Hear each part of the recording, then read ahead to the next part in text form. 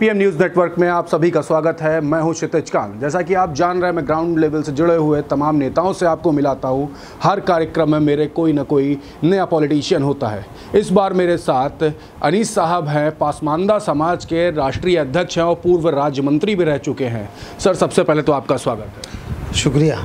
Sir, पासमानदा समाज को लेकर के लगातार, अगर मौजूदा सरकार की बात करें तो लगातार बात चल रही है सरकार में। 18% बात करें तो उत्तर प्रदेश में मुस्लिम होते हैं और उन 18% में 80% पासमानदा समाज की सबसे ज़्यादा बाहुल्य है ये लोग। तो क्या इस समय जो बातचीत जो चलती है गवर्नमेंट की, क्या ग्राउंड लेवल पे वो फ़ायदे पहुँचा रहे हैं इस समाज को? देखिए, पासमानदा का मतलब हुआ कि सबसे पिछड़े हुए लोग जी, जो देश की मुख्यधारा से नहीं जुड़ सके, वो छूटे हुए लोग छूट गए हैं, वही लोग पसमानदा हैं। और मुसलमानों के कुल जो बिरादरियां हैं, उन बिरादरियों में पसमानदा मुस्लिम समाज की 50 बिरादरी के लोग हैं, जिसमें नाई बिरादरी के लोग, मुस्लिम धोबी, मुस्लिम मोची, मुस्लिम हलाल खोर यानी मुस्लिम मेहतर कहा जाता है जिन्हें, इदरीसी समाज के लोग, मंसूरी समाज के लोग, कुरैशी समाज के लोग, गद्दी समाज के लोग, घोसी समाज के लोग, भिश्ती समाज के लोग जिन्हें अब्बासी कहा जाता है। ऐसे तमाम लोग जो अलग अलग जातियों में बटे हुए हैं और लगभग इनकी बिरादरियाँ 50 है और इनकी आबादी भी कुल मुसलमानों का 85% हम पिछड़े पसमानदा मुसलमान इस देश में और प्रदेश में हैं। लेकिन जितनी भी राजनीतिक पार्टियां, चाहे कांग्रेस रही हो, चाहे भारतीय जनता पार्टी रही हो, चाहे बहुजन समाज पार्टी रही हो, चाहे समाजवादी पार्टी रही हो, चाहे और भी क्षेत्रीय पार्टियां अलग अलग प्रदेशों में रही हों, इन सब ने मुसलमानों को एक ही डंडे से हाँका, सारे मुसलमानों को एक ही डंडे से हाँकने का काम किया। और हम लोग निरंतर पिछले 15 वर्षों से पसमानदा मुस्लिम समाज का संगठन बना करके जी, बराबर मांग उठा रहे हैं कि हम पिछड़े वर्ग के मुसलमानों को भी आरक्षण का लाभ मिलना चाहिए। हमारे हालात बद से बदतर हैं, हिंदू दलितों से भी बदतर हैं।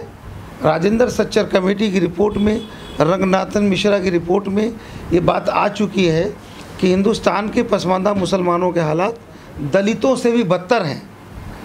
ऐसे में मैं क्या बताऊं आपसे कि सारे राजनीतिक दल जिनका मैंने नाम लिया, सारे राजनीतिक दल के मुखिया सब मुसलमान को एक डंडे से हाँकते हैं। पसमानदा मुस्लिम समाज की कोई कभी फिक्र नहीं करता, ना तो पसमानदा के नाम पे भागीदारी देते हैं। एक अचानक बात आती है हैदराबाद से। इस देश के प्रधानमंत्री आदरणीय नरेंद्र मोदी जी ने अपने राष्ट्रीय चुनावी कार्यकारिणी की बैठक में हैदराबाद में अभी अगस्त के महीने में उन्होंने अचानक ये बात कही कि अगर पसमानदा मुस्लिम समाज के लोगों को हम देश की मुख्यधारा से जोड़ना चाहें, उनके बीच में हमें जाने की ज़रूरत है। ये पिछड़ा और काफ़ी परेशान हाल कौम है, हम इसको आगे लाना चाहते हैं, इसको देश की मुख्यधारा से जोड़ना चाहते हैं। उन्होंने अपने पार्टी के पदाधिकारियों को, मंत्रियों को, आला पदाधिकारियों को ये निर्देश दिया कि आप इस नई यात्रा के ज़रिए पसमानदा के लोगों को जोड़ने का काम करें। मैंने भी तमाम अपने कार्यक्रमों में माननीय प्रधानमंत्री जी का आभार व्यक्त किया कि इस देश के इतिहास में पसमानदा समाज का नाम किसी नेता ने नहीं लिया और आपने लिया, इस बात के लिए हम आपको आभार व्यक्त करते हैं। लेकिन सच में अगर आपके अंदर पसमानदा मुस्लिम समाज के लोगों के, आपके दिल में दर्द है, उनकी समस्याओं को लेकर के आप गंभीर हैं, तो उनके लिए आपको काम करना पड़ेगा। अगर आपने पसमानदा समाज के लिए फ़िक्रमंदी दिखाई और आपने उनके प्रति कोई काम नहीं किया, आज आप सरकार में हैं, केंद्र में हैं, राज्य में हैं, कई जगह राज्यों में आप वहाँ पर भी सरकार बनाए हैं, तो ऐसे में अब देने के लिए पूरा पावर आपके हाथ में है।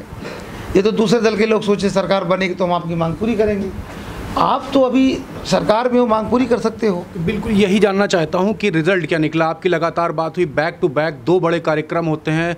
उप मुख्यमंत्री ब्रिजेश पाठक स्वयं, उसके बाद दूसरे उप मुख्यमंत्री केशव प्रसाद मौर्य स्वयं बड़े बड़े कार्यक्रम करते हैं पसमानदा समाज को लेकर के। तो बातचीत के बाद रिजल्ट क्या निकल के सामने, क्या दिख रहा है ग्राउंड लेवल पे आपको? देखिए, जैसे ही आदरणीय प्रधानमंत्री जी ने पसमानदा समाज का नाम लिया तो उन्हीं के दल में जो मुस्लिम लीडर थे वो सबसे पहले बरसाती मेढक की तरह बाहर निकल करके वो चाह रहे थे अगर पसमानदा को देने की बारी आए तो हम कभी वो पसमानदा के नाम से ना तो भारतीय जनता पार्टी पर कोई बात करी, ना कोई आवाज़ उठाई। लेकिन जब प्रधानमंत्री जी के मुँह से निकला तो वो कोशिश में लग गए कि शायद चूरन चटनी हमको मिल जाए। आपने देखा कि माननीय ब्रजेश पाठक जी जिसमें चीफ गेस्ट थे वो मुस्लिम समाज माइनॉरिटी का भारतीय जनता पार्टी का प्रोग्राम था। अल्पसंख्यक आयोग से, अल्पसंख्यक वित्तीय विकास निगम से, मदरसा बोर्ड से, फ़खरुद्दीन अली अहमद कमेटी में जितने मुसलमानों से जुड़े विभाग थे सब पे कोड़ा चला था कि सारे लोगों को इस प्रोग्राम में आना है। तो जो प्रोग्राम हुआ, इस प्रोग्राम में ये सरकारी प्रोग्राम था और जो भारतीय जनता पार्टी मुसलमान पसमानदा की बात करते हैं वो चूरन चटनी पाने के लिए वो सरकारी मुसलमान हैं। तो ये पसमानदा समाज जानता, 15 वर्षों से हम लोग काम कर रहे हैं, एक भी पसमानदा वहाँ नहीं था। सारे अपर कास्ट के लोग थे, जबरदस्ती बुला करके और कुछ लोगों को टोपियाँ भी पहनाई गई, गैर मुस्लिमों को पहनाई गई। ये दिखाने की कोशिश की गई अपने नेता को कि हम आपके पार्टी में हैं और पसमानदा भी हमारे पीछे है, लेकिन ये सच्चाई नहीं है।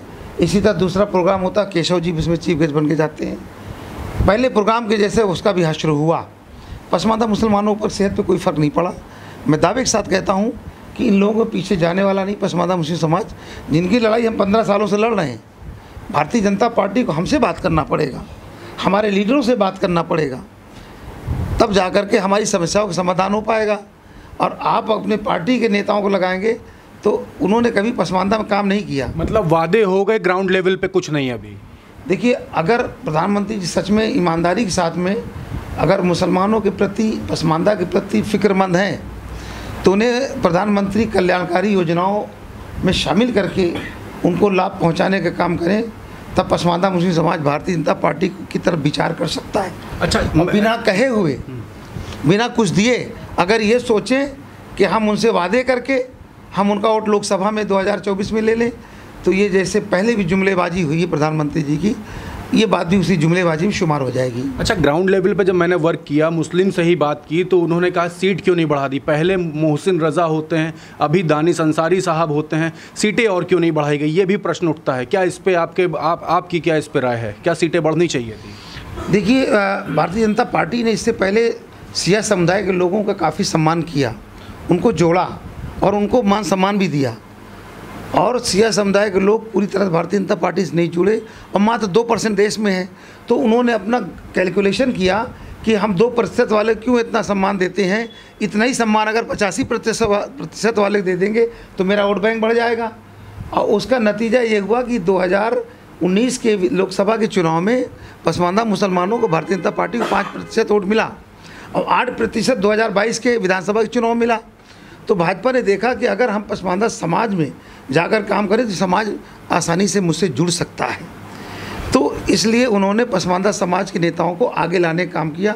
जो उनकी पार्टी से आदरणीय दानिश आज़ाद जी जो आए, अब उनके आने से कोई फ़र्क पड़ने वाला नहीं है, क्योंकि उन्होंने पसमानदा की बात कभी की नहीं, पसमानदा के बीच में कभी गए नहीं, वो तो केवल भारतीय जनता पार्टी की राजनीति करते रहे ना। तो पसमानदा के जो लोग हैं वो अपने लीडर के पीछे जाना पसंद करेंगे, वो भारतीय जनता पार्टी के सरकारी मुसलमान लीडर के पीछे जाना नहीं पसंद करेंगे। अच्छा, एक बात कर ले, अभी आपने काफ़ी सारी बातें बोल दी, काफ़ी सारे तीखे भी प्रहार किए। क्या आपको लगता है जो 18% में जो 80% जो वोट बैंक पसमानदा समाज का है, क्या उसको ग्रैब करने का प्रयास लगातार कर रही है? देखिए, ये राजनीतिक पार्टियां हैं, ये अपना लाभ और हानि दोनों देखती हैं। उनको कहीं ना कहीं भारतीय जनता पार्टी एक आरएसएस जो उनका विंग है, वहाँ पर एक रिसर्च होता है, वो शोध होता है। वहाँ कहीं ना कहीं पसमानदा समाज के बारे में वहाँ पर शोध हुआ है, तब ये बात बाहर आई है। और जिस तरीके से उन्होंने अभी पार्टी के अंदर, संगठन के अंदर पसमानदा समाज के लोगों को बढ़ाना शुरू किया है, इससे मुझे भी कहीं ना कहीं आभास होता है कि शायद प्रधानमंत्री जी पसमानदा मुस्लिम समाज के लिए सीरियस हैं। और अगर सीरियस हैं, सच में हमारी 8 मांगे हैं, 8 मांगों में से 4 भी अगर वो शुरुआत करते हैं, पूरी कर देते हैं। मुख्य मांग 4। देखिए, हम चाहते हैं, देखिए मैं बताता चलूँ कि 1935 से 1950 तक अंग्रेज़ों ने जब रिजर्वेशन हिंदू दलितों को दिया तो देखा कि मुस्लिम में भी नाई, धोबी, दर्जी, फ़कीर ऐसी जातियां हैं जो हिंदू दलितों के से हालत उनके भी बदतर है। तो अंग्रेज़ों ने 1935 में उस रिजर्वेशन में हम लोगों को शामिल कर दिया और मिलने लगा 35 से 1950 तक हम लोगों को, दलित मुसलमानों को, हिंदू दलितों के बराबर आरक्षण का लाभ मिलता था। उसमें सिख थे, ईसाई थे, बौद्ध थे, मुसलमान थे।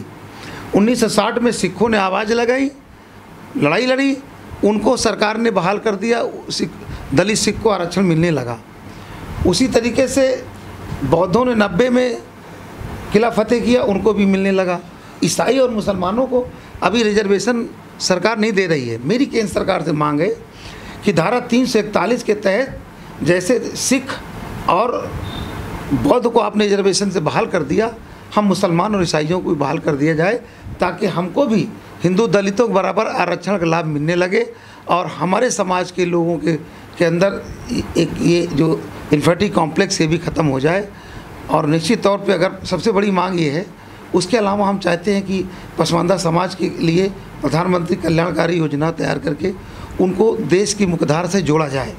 उनके व्यवसाय के लिए कम सब्सिडी पर, कम ब्याज पर ऋण दिलाई जाए बैंक से। और उनके लिए, चूँकि हमारा पसमानदा समाज कारीगर और दस्तकार तबका है, अगर इसको सरकार थोड़ा बढ़ावा देगी तो अपने हाथों के हुनर से एक बड़ा काम कर सकते हैं ये लोग और देश के अंदर खुशहाली ला सकते हैं। देश के अंदर अपना देश का स्वदेशी प्रोडक्ट भी उत्पाद कर सकते हैं। उन्हें अगर सरकार मदद दे तो हमें विदेशी चीज़ें हमारे बाहर से चली जाएंगी। इतना पोटेंशियल है पसमानदा समाज में। सरकार अगर सच में सीरियस है, पहली बार भारतीय जनता पार्टी को मैंने देखा कि पसमानदा समाज के लिए थोड़ा गंभीर दिखाई पड़ रही है। अगर सच में गंभीर है तो इन मांगों को मांग ले। और वक्फ बोर्ड की ज़मीनें धीरे धीरे ख़त्म होती जा रही हैं, वक्फ बोर्ड की ज़मीनों को उस पर पसमानदा समाज के लिए तमाम कल्याणकारी योजना बनाकर उनको लाभ पहुंचाएं और ताकि वो संपत्ति कब्ज़ा होने से बच जाए और सरकार पे बोझ भी नहीं पड़ेगा। हमारे पुरखों की संपत्ति है वक्फ बोर्ड की, उसी से पसमानदा समाज का विकास किया जाए, ये मेरी मांग है।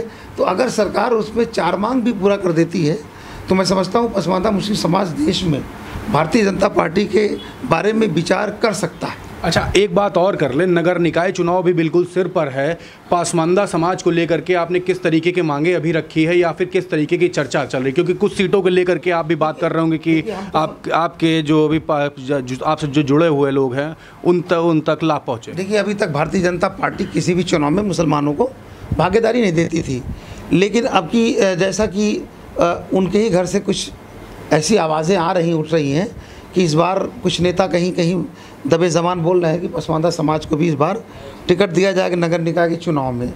मैं उनका स्वागत करता हूं कि अगर वो पसमानदा समाज के लोगों को टिकट दे करके चुनाव लड़ने का मौका देते हैं तो खैर मकदम करता हूं। लेकिन मैं समाजवादी पार्टी में हूं, हमारी पार्टी पूरी तरह से इस चुनाव में तैयार है और मुझे ऐसी उम्मीद है कि माननीय अखिलेश यादव जी भी अब वो पहले वाली समाजवादी पार्टी नहीं रही।